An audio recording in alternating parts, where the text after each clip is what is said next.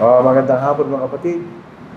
So nung po nakarang linggo, hindi ko pa nagkakamali, tayo po ay nag-umpisa sa ating pag-aaral po dito sa isang pangalawang gawain ng iglesia, yung po pagpapatibay sa mga kapatid. Ang gawain po natin, hindi lang ay pangalan ng Ebanghelyo, tapos ng bautismo, di natatapos ito. Kailangan tayo magpatuloy at pagtibayan ng mga kapatid. So, nung nakarang linggo, sinabi po natin kung ano mga bagay na dapat tayo lumago. Eh dito po sa linggong ito, ano yung mga bagay na nagiging balakid upang tayo lumago? Kasi talagang ganun po, kung tayo nagtatanim ng halaman, may mga bagay na kuminsan ay magiging dahilan para di lumago yung halaman. Hindi magpapatuloy sa kanyang paglago tulad ng ating inaasahan. Ngayon din po sa ating paglago bilang mga Kristiyano, may mga bagay na nagiging balakid para tayo ay lumago. Ito po yung kasamaan, mga bagay na kasalanan, ito po yung magiging balakid po sa atin. Sabihin, kung tayo mga Kristiyano at taglay pa rin natin itong mga bagay na ito yung magiging dahilan upang hindi tayo lumago. Dito po sa aking Biblia, dalawang Biblia rito. Nasira na eh. Dahil sa katagalan. Ito po ay isang Biblia na hindi talaga sa akin. Nakuha ko lang po ito dun sa package na pinadala ng isang kongregasyon. Nakita ko yung Bible, maganda. May nakalagay dito kanya eh. Ang talagang may-ari po ng Bible na ito, pero hindi ko alam bakit ipinamigay. Ang pangalan po ay si Margaret Elizabeth. Ito po sa para pagang presentation, sabi rito na nagbigay, this book will keep you from sin. Pag binabasa natin ang aklat na ito ay magiging dahilan para mailayo tayo sa kasalanan. Ganyan. Pero sa kabilang banda, sin will keep you from this book. Ganyan. Kung tayo nagkakasalan naman, ito ay magiging dahilan para mabasahin ito. Ganyan. So, ito mga point na makikita natin. May tumatawag yung mga ito.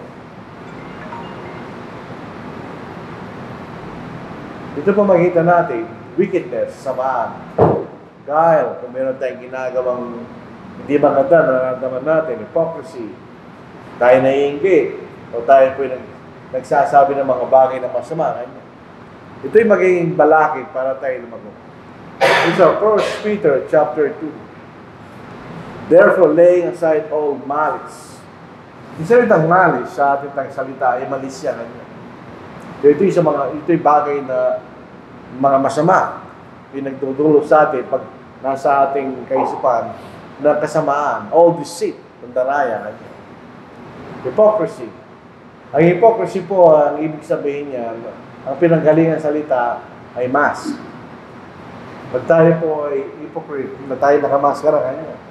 Kaya ang pinapangitan natin ay iba doon sa talagang tayo kanya. Yun ang hypocrisy. Envy.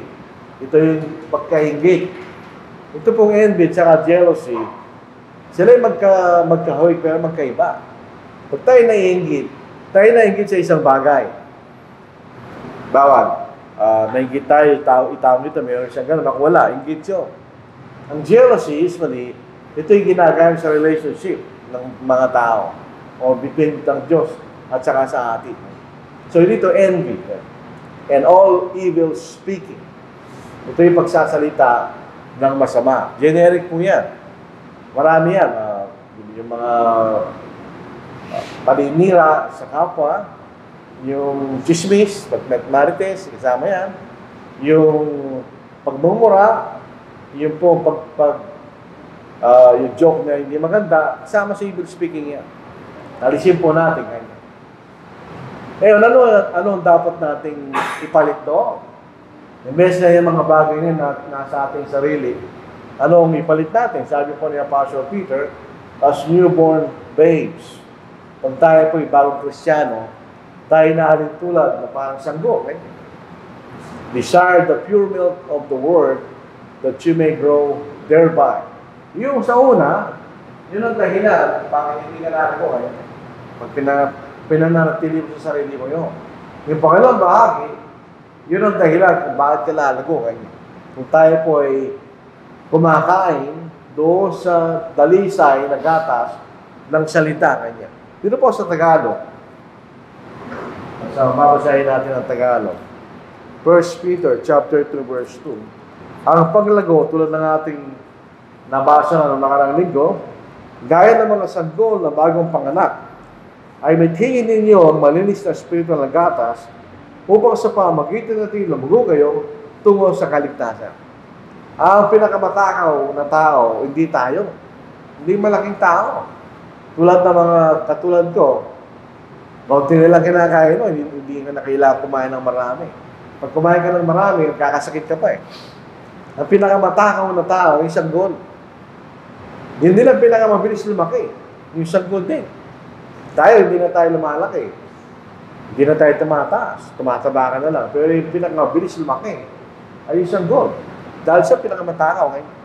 So, ganoon din po tayo maging matakaw kanya sa salita ng Diyos. So, kung hindi sa atin yan, hindi ka lalago. Kapagkat yan na magiging dahilan para lumayo ka sa salita ng Diyos. Kasi, i-guilty ka. Hindi dali sa ating puso. Kaya ito yung magiging balakid sa ating paglalago pag meron tayo ganong klase kasalanan. Dullness of hearing. Pag mapuro tayo sa pagkikinig. Yung kapurulan ng pagkikinig, hindi lang sa pagkikinig yun.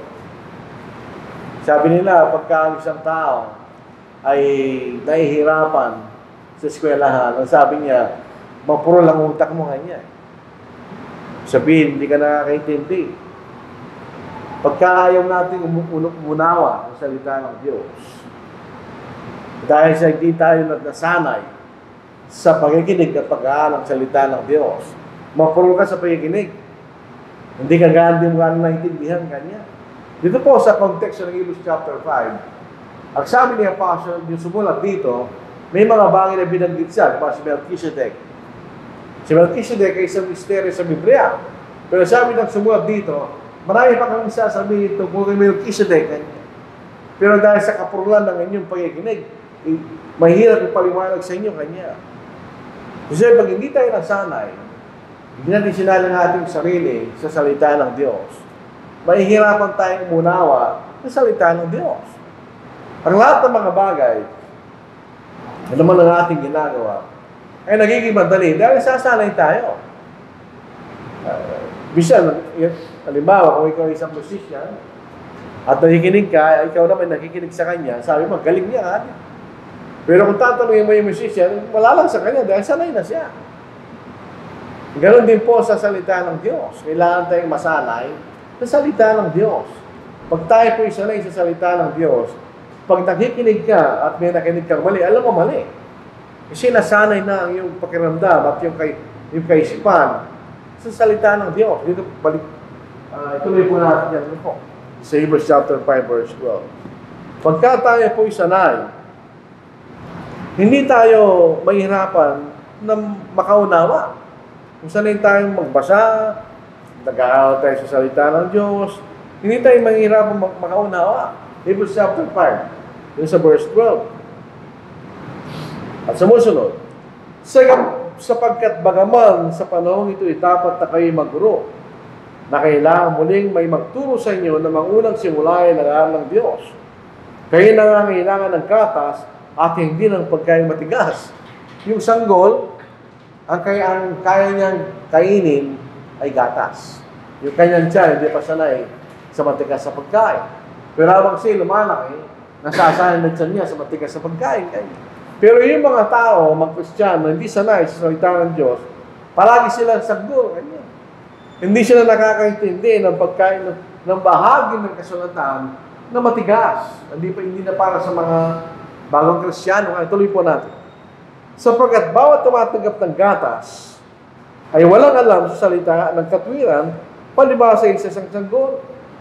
Ngunit ang pagkain matigas ay para sa mga nasa ustong bulang na dahil sa pagsasagawa ay nasanay ang kailang pandama na makilala ang pagkakaiba ng mabuti at masama.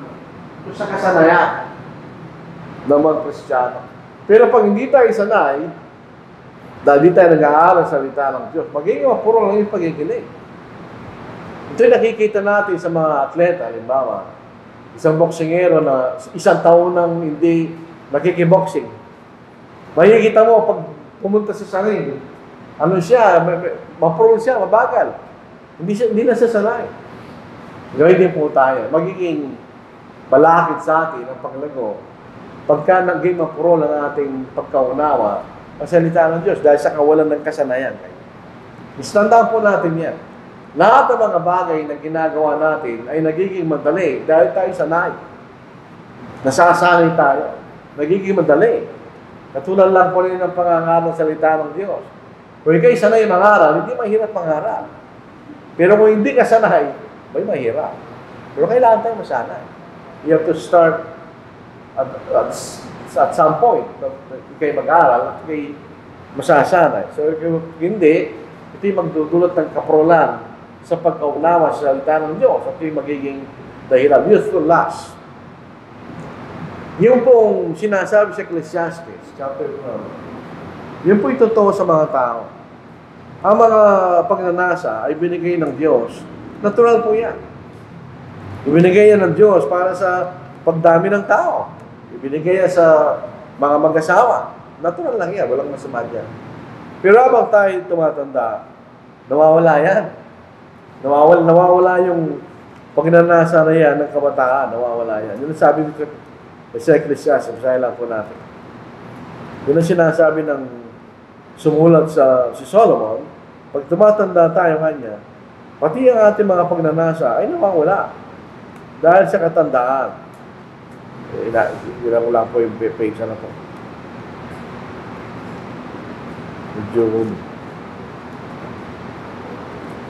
Ito po. Ecclesiastes chapter 12. Ito po ay sa katandaan. Ano po yung katandaan? Nawawala ka niya yung pagnanasa. Sabi nito sa atin.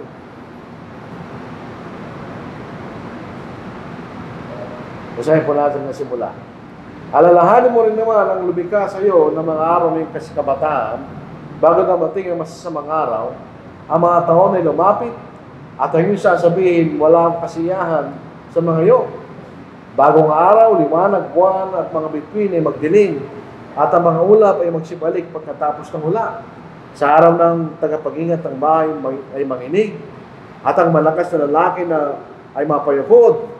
At ang mga manggigiling ay tumigil sapagkat sila ay kakaunti. At ang mga dumudungaw sa mga bintana ay madidiliman. Ang mga pintuan sa mga lansangan ay sasalham kapag katunog ng paggiling ay mahina at ang isang tao ay babangon sa uni ng ibon at ang lahat ng anak ng babae ng awitin ay mapababa. Sila man ay matatakot sa mataas at ang mga kakilakilabot ay nasa daam. Ang puno ng almendro ay namumulaklak at ang balak ay magiging pasang, at ang pagnanais ay mabigo. Kanya. Sabi siya, pagka tumatanda tayo, nawawala na yan. Pero sa kabataan, nandiyan yan. Ibinigay sa atin ng Diyos para sa mabuting bagay. Pero pag ito'y lumabas doon sa layin ng Diyos, yun ang sinasabi ni Pablo na youthful lust. Diba, kay lalaki, nagnanasa ka sa ibang babae, kay babae, nagnanasa sa ibang lalaki, etc. etc. Iyan ay iwasan mo kanina, Apostle Paul. Iwasan natin yan. Ang Diyos ang ibigay ng tamang paraan para magawa natin yan. Sa natural na paraan, sa maayos na paraan. Pag lumabas tayo sa boundary ng pag-aasawa at ginawa natin yan, yan ang sinasabi ni Pablo. Iwasan natin yan, kanya. But pursue righteousness, faith, love, peace with those who call on the Lord out of a pure heart. Yun ang dapat nating gawin, hindi sa istaasan. Iwanan natin yan. So dito po sa pangusap ni Apostle, pwede mo siyang iwasan. Pwede mo siyang tangasan kung gusto natin. Flee also youthful lust.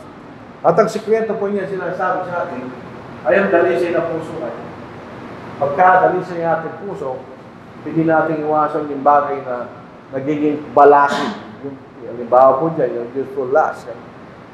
Hindi masamahin. Kaya lang, binigay ng Diyos sa isang tamang lugar na gagawin mo yan. Sa larangan ng pag-aasawa. So yun po ay iwasan mo yan kayo. Isalay natin ng ating sarili. So yun po isang balakid eh. Pag ginagawa natin yan, hindi tayo lalago sa pananampalataya.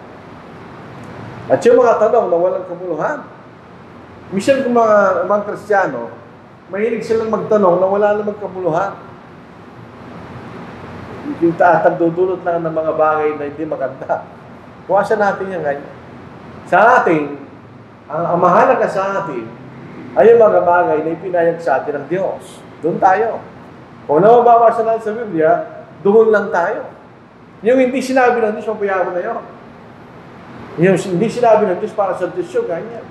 Pero yung mga bagay na sinabi sa atin, doon tayo. Ito po sinasabing foolish and ignorant questions. Ito yung mga tanong na wala namang kabuluhan. Dulot ng kawalang alam sa salita ng Diyos. Minsan meron akong napakinggan na nag-uusap, mga mangaral, sabi nila, ano kaya ang itsura natin pag tayo nabuhay na maguli? Hindi natin alam. Pabayaan mo na yun, hindi mo alam. Hintayin mo na lang. Pero nag-uusap sila, ano mangyayari doon? Mamaya, mag-aaway pa kayo, di ba? So, iwasan po natin yung mga tanong na wala lang kabuluhan. Yung mga tanong na walang kabuluhan, kahit saan mo yung tanong yan, magdudulot lang yan ng problema. Walang kabuluhan, pabayaan mo yan. Ang itanong natin, ay may kabuluhan. Kung mayroon tayong mga bagay di naintindihan, di tanong mo yun. Pero yung mga tanong na walang kabuluhan, kabang-amangan, foolish, and ignorant disputes or question, huwag natin entertain yun.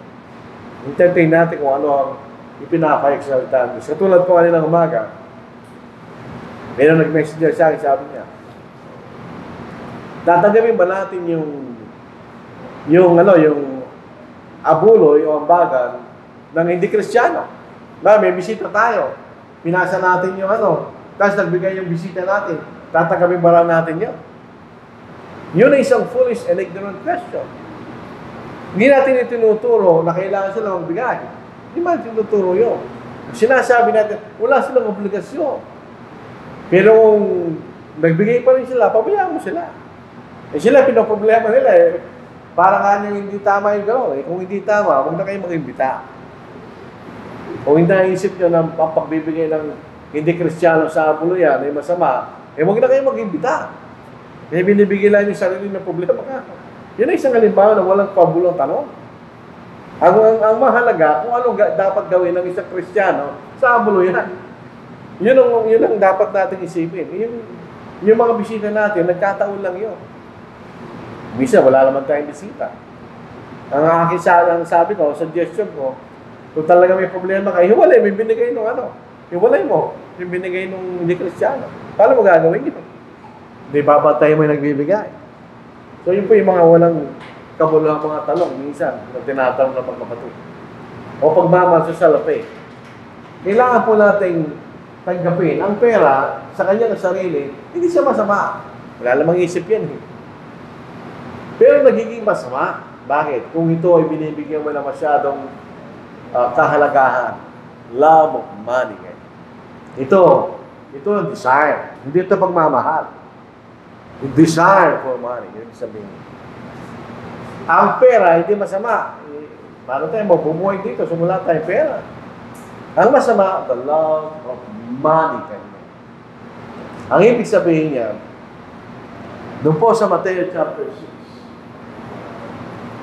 tandaan po natin, ang love of money, covetousness, ay sinasabi ni Pablo, parang pagsamba sa Diyos-Diyosan.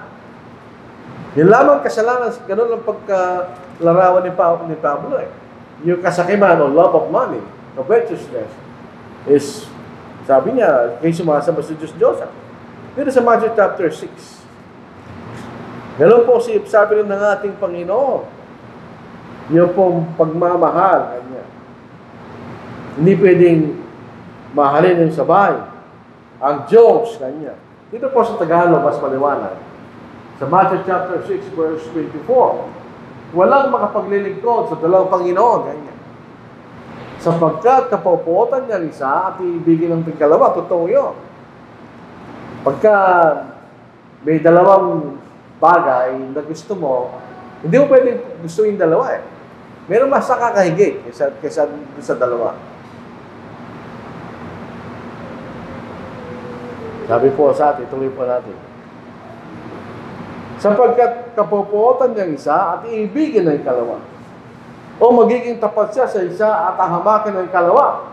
Hindi kaya makapaglilingkod sa Diyos at sa kayamanan, ganyan.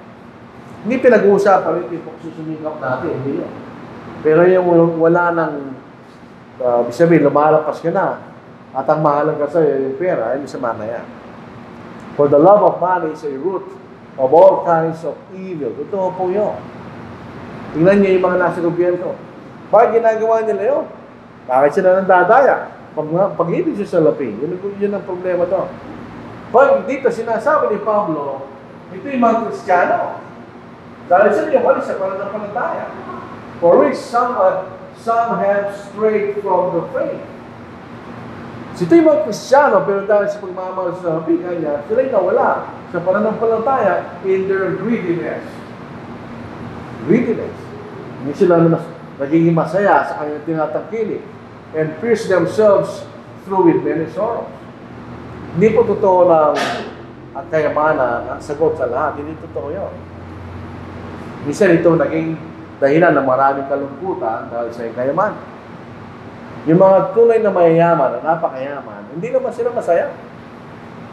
Alam mo, isang sikat na tao na yung mekaniko ko dati, mekaniko rin niya, pero napakayaman ng tao yan. Sabi niya doon sa mekaniko, bukuti ka pa kanya. Makapaglalakad ka sa Tarlac na wala kang iniisip. Ako kaya, hindi ko pwedeng maglakad sa Tarlac. Baka kidnapin ako eh. So, imbes na sila maging masaya, naging balakid yung kayamanan nila. So, pag-ibig sa salapi, yun ang ugat ng lahat ng uri ng kasamaan. Ito yun. Walang magkapatid, dahil mag-asama, wala yan. Magpera pinag-uusapan. At hindi tamang pagtingin nila sa pera. Marami tayo ng mga manita, magkapatid, nagpatayan dahil sa mana. Love of money. Dahil sa mga Kristiyano, ang sa atin, kung ano ang ating kinatangkilik, magpapasalamat tayo ito. Kung bibigyan tayo natin sa marami, thank you. Pwede na natin iniisip, saan dumami kang pera mo, hindi natin iniisip yan. Nagsusumikap tayo sa ating pagsusumikap. At tayo gagantipalaan ng ating pagsusumikap. Pero hindi tayo puro pera nasa isip ko. Kailangan natin yun, pero hindi gano'n ang kaisipan ng isang Kristiyano. Ibig sabihin, ang Kristiyano, hindi niya iisipin, after 20 years, dapat pinanarya kung ano. Hindi gano'n ang kaisipan natin. Ang iniisip natin, Panginoon, biyaan niyo ko, kayo nang bahala. Ako'y magsusumikap, kayo nang bahala. Umaasa tayo sa Panginoon. Yan ang panlaban niya, mga kapatid.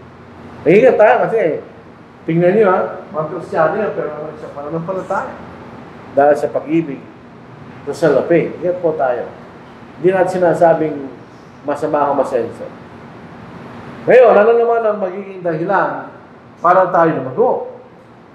Merong hindrance, meron namang bagay nagpo-promote ng ating paglago. Spiritual appetite. Pagka isang tao ayaw na kumain, mamatay siya. Definitely. Pag hindi na kumain ng tao, ihanda mo ng libing niya, mamatay siya. Kailangan ng appetite. Kung pinag-uusapan ay physical na pagkain, kailangan mo ng appetite, pero mabuhay ka. Para kayo maging malusog. Kung meron tayong spiritual appetite, sabihin, tayo po ay nagnanasa sa mga bagay na spiritual, lalago ka. Naalala ko po mga bago pala kami Kristiyano ni Brother Ronnie noon, nagsusulat kami. Pinag-aaral, sinusulat namin. Yung sermon, sinusulat namin. Pagka-uwi sa bahay, yung review mo. Yun ang naging dahilan bakit ikay lalago sa iyong pananampalataya. Balik tayo dito. Dito po sa American Standard Version, as newborn babes, long for the spiritual milk. Yun ang salita ng Diyos, which is without guile. Ito lamang po ang aklat. Nababasahin natin na walang kasamaan. Hindi ka mapapahamak kung binasa mo ito. That ye may grow thereby unto salvation. So, kailangan tayong lumago para tayo maligtas. Pero yun nagagaling sa ating pagnanasa sa salita ng Diyos. The spiritual appetite. Kasi kung tayo mahilig kumain, na physical na pagkain, kung ating kukumpara, nararapat din tayong mahilig kumain sa spiritual na pagkain. Yan ang mas mahalaga dahil ang spiritual na pagkain tumatagal hanggang sa point na walang hanggan. Ang ating physical na pagkain, tumatagal lang yan pag pumunta ka na sa siya. Yung lahat ng kinain, ilalabas mo na to. Pero ating spiritual na pagkain, ito'y tumatagal hanggang sa buhay na walang hanggan. Pero sa John chapter 6, ng ating Panginoon ay nagpakain ng mga libo-libong mga tao. Nagtanong siya, nagtulong siya, sabi niya, ang gusto lang niyo kanya pagkain. Hindi niyo nakita nga niya yung tanda ng aking ginawa, sabi niya. Sabihin, yung tanda na kanyang ginawa, yung ginawa niya, ay may kabuluhan. Ano yun? Nagtuturo siya ng tamang pagkain. Kanya, ano ba yung dapat pagsumikapan? Sabi niya eh. Sabi niya, Pastor, sabi ng ating Panginoon, yung tunay na pagkain kanya. Dito po, basahin natin. Sa verse 26 ng John chapter 6. Sinagot sila ni Jesus, katotohanan sinasabi ko sa inyo, ako'y inyong hinahanap, hindi dahil sa nakakita kayo ng mga tanda. Kanya. Ano hinahanap nila? Dahil sa kayo kumain ng tinapay at kinabusog. Ang mahalaga, kaya punta kayo rito, sabi ng Panginoon, dahil sa pagkain at kayo mabusog. Sa hindi nyo nakita yung kahalagaan ng ginawa ko kanya. Ano ba yung kahalagaan? Sa verse 27, huwag kayo magsumikap ng dahil sa pagkain na sisira, kundi dahil sa pagkain tumatagal para sa buhay na wala hanggan na ibibigay sa inyo ng anak ng tao sapagkat sa kanya nilagay ng Diyos Ama ang kanyang anak. So, yung sinasabi, magpagal tayo kanya sa pagkain na tumatagal hanggang sa buhay na wala hanggan. Hindi naman sinasabi ng Panginoon na huwag na kayo kumain. Okay, pag hindi tayo mamamatay ka. Pero meron pang mas mahalagang pagkain kanya kaysa sa physical na pagkain. Yun ang salita ng Diyos. So, kailangan meron tayong spiritual appetite. Ang problema, sabi nung isang inaaralan ko dati sa Tarlac, pagka niya binabasok ang Biblia, inaantok ko kanya. Wala siyang appetite. Imagine niyo, kapag kumakain ka ng physical na pagkain, tapos inaantok ka, paano ka kakain? Kailangan meron tayong spiritual appetite. Meron tayong desire na kalkalin natin, pag-aralan natin ang salita ng Diyos para tayo na mag-uwi. So, spiritual appetite, spiritual desire. Meron tayong desire sa salita ng Diyos. Exercise, yung sinasabi natin kanina, kasanayan. Kailangan kang masanay sa salita ng Diyos. Tingnan niyo, basahin natin yung binasa natin kanina. For everyone who partakes only of milk is unskilled in the word of righteousness, for is obeyed. Totoo yun. Nung bago tayo naging Kristiyano, hindi naman tayo marunong sa salita ng Diyos. Kakunti lang alam mo nung tayo nagsimula. Bawat versikulo na bago sa iyo. At dinidescribe mo. But solid food belongs to those who are of full age. That is, those who by reason of use have their senses exercised to discern both good and evil. Pag salita tayo sa salita ng Diyos, hindi necessary na pwede mo i-quote yung aklat, talata, at yung kapitulo talata. Hindi naman gano'n. Pero naintindihan mo ang salita ng Diyos. Dahil sa kasanayan mo, pag-aaral, pag napakinggan mo isang nagtuturo, alam mo kung nagtuturo siya ng tama o mali. Dahil sa yung kasanayan, ganyan. So 1 Timothy chapter 4, 7-8. Ito mga babae, mag-ingat kayo dito, but reject profane and old wives' fables. And exercise yourself toward godliness. Ibig sabihin, sanayin natin ang ating sarili sa kapalaran. For bodily exercise profits a little. Ang ating exercise sa katawan lang yun. So, pinag-uusapan sa pananampalataya, kaunti lang kanyang pakinabang mo. But godliness is profitable for all things, having promise of the life that now is, and of that which is to come. Pagka tayo po inasahin sa kamalala, sabi ng Panginoon Pablo, Hindi lang ang pangako sa buhay na darating. Kahit yung sungay sa buhay na ito, ganyan. Meron ka pa rin inaasahan kung ikaw ay sinasali mo sarili mo sa kabanalan. Dahil number one, kung iwanan natin yung mga youthful lust, yung mga bisyo, matitipid ka. Marami kang matitipid eh. Di ba maganda yun? Yung mga bisyo, ang dami lang ginagas sa walang kabuluhan. Yung Kristiyan, hindi nila sinasayang yung pera nila sa ganung bagay.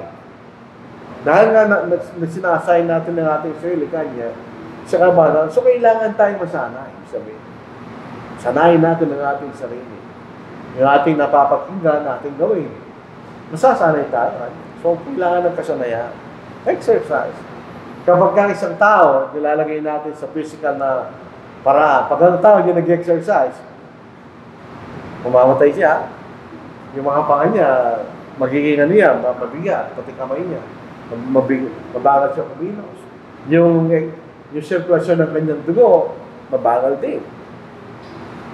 So, spiritual, totoo din yun. Pag tayo po'y sanay. Kailangan natin sanayin ng ating sarili sa mga bagay na spiritual. At gawin natin ng ating napapakinggan. Kasi ang pag-aaral, dalawa yan eh. Yung theory at saka yung practice. Napakinggan mo, itong gawin mo kanya. Kailangan mo siyang gawin. Para makita mo yung kabuluhan ng napakinggan mo. Josephus chapter 2 verse 1 to 3 kaya. Therefore, we must give the more earnest heed to the things we have heard, lest we drift away. Sabi siya, bigyan natin ng matinding atensyon yung mga bagay na ating napakinggan. Pag hindi kanya, baka mawala tayo, sabi ng sumunod si Noe. For if the word spoken through angels proves steadfast, and every transgression and disobedience receive a just reward. Ibig sabihin, ito yung sa Old Testament. Lahat ng mga pagsasalangsang at di pagsunod ay pinarusahan kanya. Kaya tanong, how shall we escape if we neglect so great a salvation? Kung yung mga tao nagkasal sa Old Testament ay pinarusahan ng Diyos, ganun din sa atin, ganyan. Paano tayo tatakas ng kaparusahan? Kung ating pamamayaan ng dakilang kaligtasan, ng una ay pinangaral ng ating Panginoon at pinatunayan sa atin ng mga nakarinig. So, kailangan natin gawin yung ating napakinggan. Gawin natin. Yun ang formula na dapat natin gawin para hindi tayo mawala. Pag hindi natin ginagawa, eventually mawawala. Hindi ka makakarating. Kapapausyahan ka. Yan. Yun nga sa Old Testament, pinarusahan. Ganun din sa panahon natin. Kung pinabiyahan natin dakilang kaligtasan, na unang pinangaral ng ating Panginoon at pinatunayan sa atin ng kanyang mga alagad, para tayo tatakas sa kaparusahan. Kung yun napakinggan po natin, gawin natin. Yung binasa po ni kapatid na Richard kanina, yun po makikita natin. Huwag tayong tagapakinig lang. Kailangan tayong tagapakinig na gumagawa. Yung makikita natin. Diligence and active service. Katulad ng ginagawa natin. Ito kalungkutan po sa atin. Pagka huminto na tayo sumamba, ihinto na rin ang paglago mo. Definitely. Parang isang Kristiyano, matagal na siya hindi sumasamba. Ihinto rin ang kanyang pananampalataya. Narating ang paano hindi na siya sasamba. Hindi na niya ma-appreciate yung kahalagaan ng kanyang paglilingkod sa Panginoon. Dito po sa 1 Timothy chapter 4. Ito ay kausap ni Pablo si Timoteo na isang Kristiyano. Till I come, give attention to reading, to exhortation, to doctrine. Tingnan nyo yung pagkasunod-sunod. Kailangan mo lang magbasa, para kayo makapangaral, para kayo magpagturo. Kailangan tayo magbasa. Kailangan tayo mag-aral sa salita ng Diyos. Marami nagreklamo, napakahirap maintindihan. Wala namang bagay na hindi mahirap maintindihan, na madaling maintindihan sa simula. Mas palagi mahirap sa simula, pero pag sabi nga natin, pag kaya nasanay ka naman, hindi na magiging mahirap yun. Ang pagtingin ko po sa Banal na Kasulatan, parang puzzle yan, puzzle. Pagka nagsisimula kasi isang puzzle, hindi mo siya maintindihan. Di ba? One piece task na collect mo. Hindi mo pa siya naintindihan. Wala ano yan, gamo. Pero pagka unti-unti nang dumadami yung pagkadugtong, nakikita mo siya. Meron ka ng hit, siguro ganito nga, siguro makumpleto mo siya, makikita mo yung awa. Ganun din ang salita ng Diyos.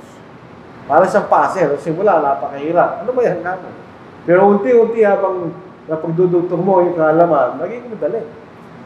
Dati ka sa panahon na kahit hindi mo pa nabasa lahat ng bagay ng kasulatan, sabi mo, naintindihan ko na ang kalooban ng Diyos.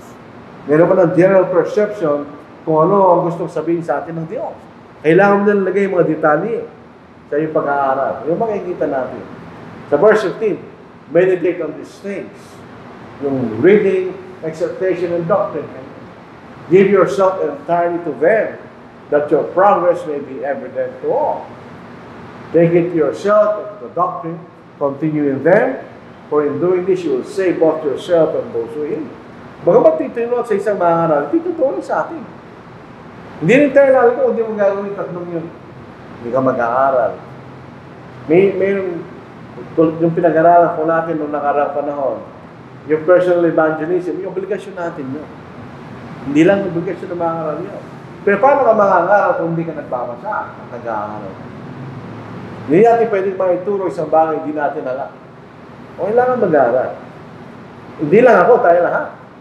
Hindi lang naman ako pupunta sa langit, kaya tayo lahat gusto pupunta sa langit. Kailangan tayo lahat nag-aaral sa salita ng Diyos. Hindi lang sa araw ng linggo. Kahit anong araw. At tamang pagkain. Yun po ay katulad na ako ngayon, 61. Kapag kain na dapat mo kainin, piliin mo na. Hindi mo na makakain basta-basta anong klaseng pagkain na hindi ka mapapahama. Ganun din sa ating kaluluwa. The right spiritual diet. Anong pinapasok mo sa iyong kaisipan? Hindi lang lalabas sa'yo. Dito po sa Titus chapter 2. But as for you, speak the things which are proper for sound doctrine. Ano ibig sabihin itong sound? Hindi naman ibig sabihin yung sound na napapakinggan. Hindi. Healthy, ibig sabihin ng sound. Healthy doctrine, ibig sabihin yung tamang aral. Yun ang magpapalago sa'yo. Kung ikay nakikinig sa maling aral, hindi ka lalagpo. Kung ikay lalagpo sa maling aral. So, dapat ang napapakinggan natin yung tamang aral. Kung hindi pa tayo masyadong sanay sa salita ng Diyos, huwag tayo makinig sa mga alam nating mga aral na hindi naman tama. Mapopollute ang ating kaisipan. Ayun, matagal na tayo sanay na tayo. Hindi mo nang discriminate kung anong taat mali. Medyo makikinabang pa ng konti. Pero ang ating ilagay sa ating mga kaisipan ay yung tamang aral. Healthy doctrine. Pag tayo kumakain ng healthy food, magkakaroon tayo ng healthy body. Pag tayo kumakain ng healthy doctrine, magkakaroon tayo ng healthy soul. Lalago ang ating pananampalataya. Lalago ang ating mga kaluluwa o spirito. Dahil kumakain tayo tamang pagkain. Kaya nga po yung mga nagtuturo, pinag-iingatan din nila yung tinuturo nila na ito'y tama. Ito ang katotohanan na dapat maituro. Kung tayo masok sa internet, yung mga internet, minsan hindi natin alam kung tama yung mga itinuturo nila. Muwasa tayo sa tamang aral, yun natin pakinggan. Tuloy po natin. For it is sanctified by the word of God and prayer. If you instruct the brethren in these things, you will be a good minister of Jesus Christ, nourished in the words of faith and of good doctrine which you have actually followed. So yun, hindi lang ituturo isang mangaral. At yung mga nakikinig sa kanya ay katulad ng mangaral, sila will be nourished. Ano ba yung nourish? Nourishment. Katawan. Ano ba yung Tagalog ng nourishment? Nakalimutan ko na. Yung nagbibigay sa atin ng ng sustansya. Yung sustansya, isa nyo, yung sustansya. 1 Timothy 6:3, if anyone teaches otherwise, and does not consent to hold some words, even the words of our Lord Jesus Christ, and to the doctrine which accords with godliness. Iwasan natin gano'n. Ang tagailagay natin yung tamang lusog na aral. Remind them of these things. Ganyan. Ipaalala mo sa kanila, ganyan. Kasi by nature tayo nakakalimot. So, isang maaral, pinapaalala mo palagi yung mga bagay na dapat maalala at papakinggan naman kapatid. Charging them before the Lord not to strive about words to no profit to the ruin of the hearers.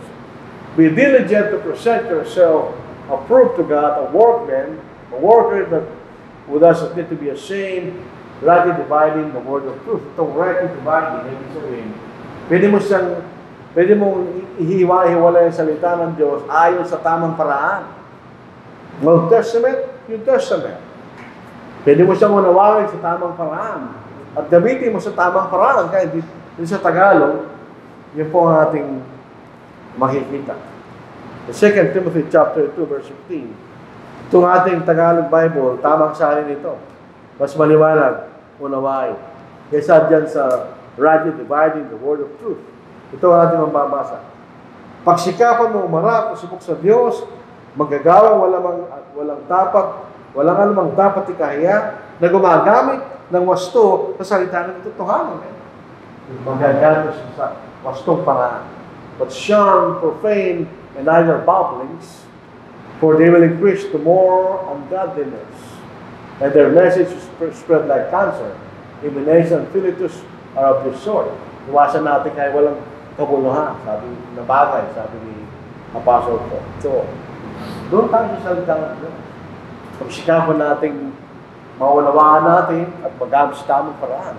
Yun ang sinasabi sa atin. Baka ito na yung pakulit.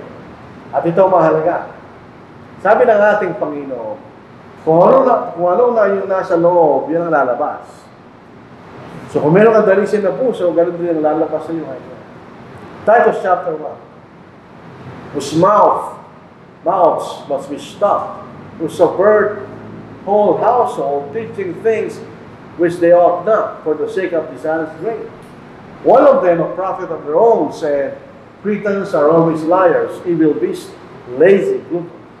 This testimony is true. Therefore, rebuke them sharply, that they may be sound in the faith, not giving heed to Jewish fables and commandments of men who turn from the truth.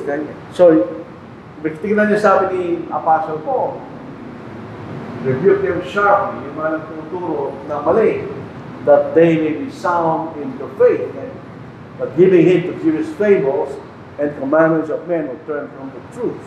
So, tama, natili po tayo sa katotohanan. Palagi tayong manalangin at magkaroon ng pakikisama sa Panginoon. Prayer and communion with the Lord. Hindi natin kasama ang Panginoon physically. So, paano natin siya nakasama? Number 1, sa panalangin. Panalangin tayo nakikipag-usap sa Panginoon ng mga bagay na gusto natin sabihin sa ating Panginoon. Kaya kung dalawang tao, palagi sila nag-uusap, sila nagiging close. So pag tayo na lagi nananalangin sa Panginoon, tayo lumalapit sa Panginoon. Tayo magiging close. Kakaroon tayo ng relationship sa ating Panginoon. Therefore, is also able to save to the uttermost those who come to God through Him, since He always lives to make intercession for them. Siya na makita para sa atin. So, ang bagay na gusto natin sabihin natin sa Panginoon sa pamamagitan ng panalangin. Yun ang pagkikipagkaisa natin sa Panginoon dahil hindi naman natin siya nakikita. Hindi naman siya nakikipag-usap na narinig natin siya. Pero ang ating panalangin ay nakakarating sa ating Panginoon.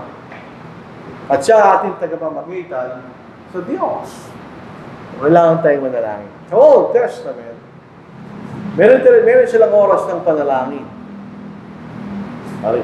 Sa pagkisig nila, alas 12 ng tanghali, alas 3 ng hapon, alas 6 ng hapon, nanalangin sila. Yun ang kautusan sa kautusan ni Moises. Sa Bagong Tipan, wala nang ganong klaseng kautusan, pero hindi ibig sabihin, hindi tayo mananalangin palagi.